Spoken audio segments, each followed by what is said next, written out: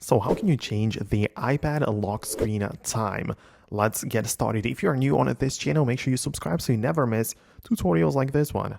Right, so you can go to your lock screen like that. You can hold down on it and click on customize so you can perform some changes to it. And you can see we have some things going on, like you can adjust the size, right, which is really cool. You can tap on it and change the thickness, the shape or like font of the clock, right, or even the color in here. Keep in mind, however, that there is also this like globe icon, which lets you pick a completely different like number type. So you can see there are like these different numbers.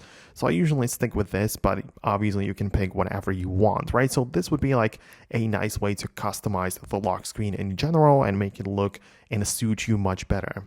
However, if you want to like adjust the actual time, like the minutes and hours like that, you can find that inside of your settings app to be part of the general section, and there is the date and a time. So obviously you can switch to the 24-hour time format if you want that, or you can also just set it automatically or set it manually. That's up to you, but I personally have it set to the automatic mode, so I don't really have to worry about anything. I just can be assured that I have the precise time, that I didn't really mess with it myself, right?